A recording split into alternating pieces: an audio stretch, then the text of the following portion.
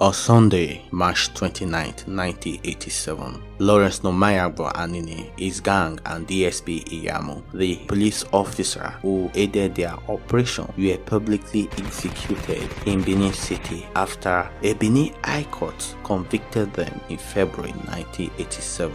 The people of the then bandit state, now Edo and Delta, were happy as their worst nightmare was finally put to rest. Lawrence Nomayagbo Anini showed Edo State in a bad light as he terrorized the then bandit state. He was fearless, ferocious, brutal, and made it his life goal to go after everybody in uniform, especially the police force. At the mention of the name Anini, people were scared because nobody knew what he looked like. Some even speculated that he was a spirit who could teleport to wherever his name was mentioned. At a time, he was becoming a national threat and he was discussed in the State Security Council meetings. Hey, don't forget to like this video, otherwise this cockroach will crawl on your body tonight.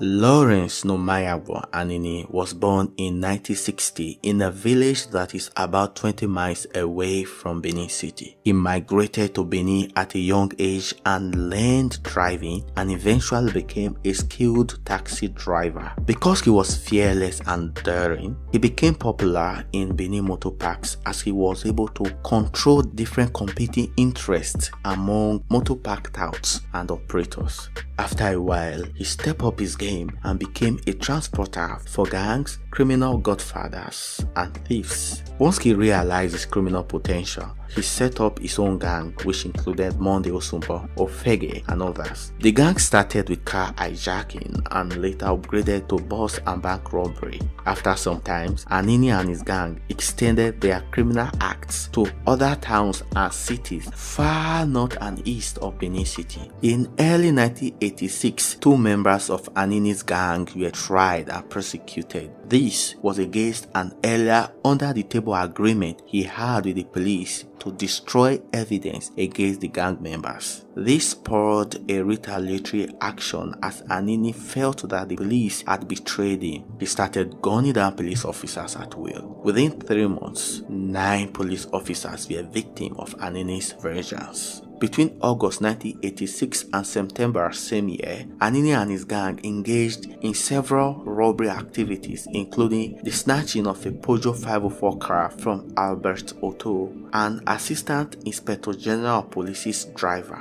Unfortunately, the driver was neutralized. The gang also snatched another Peugeot 504 close to the former Fedeco office in Benin City. 2 days later, Anini and his gang shot 2 police officers in Orionwo local government area of Edo State. He even wrote several letters to media houses describing his criminal activities like that of Robin Hood. Concerned by the criminal activities of Lawrence Anini and his gang, the then military head of state, General Ibrahim Babangida, ordered a manhunt for the dreaded bandit and his gang.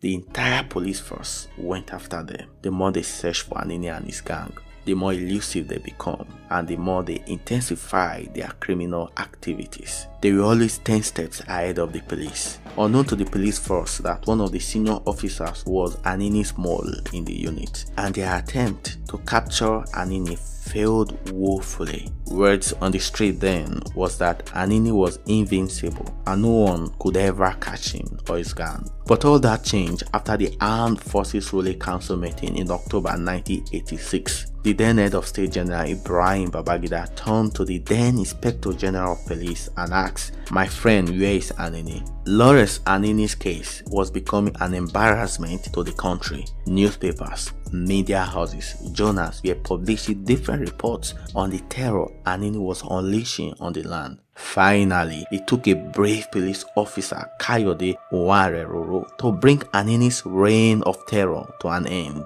On the 3rd of December 1986, Officer Owareroro arrested Anini in company of 6 girls at number 26 Oyenwosa Street opposite Igoa Dala Primary School. Acting on the tip-off from locals, Owareroro assembled his team and stormed the house Anini was hiding and was arrested with little resistance. Anini was caught off guard, but he tried to make a smart move.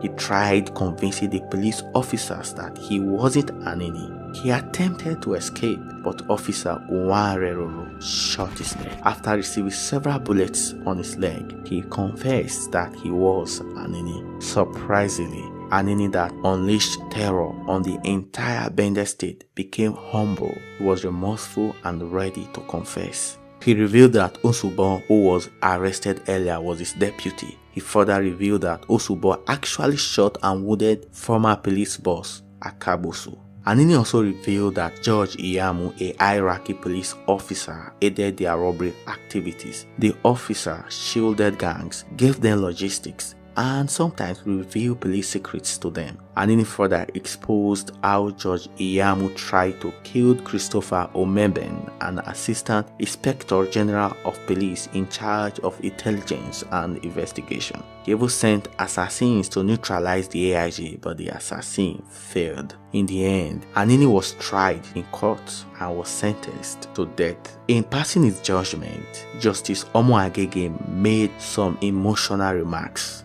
In his words, he said, "Anini will forever be remembered in the history of crime in this country, but it won't be of unblessed memory. Few people, if ever, would give the name to their children." This was how Anini's reign of terror in the then Bender state ended.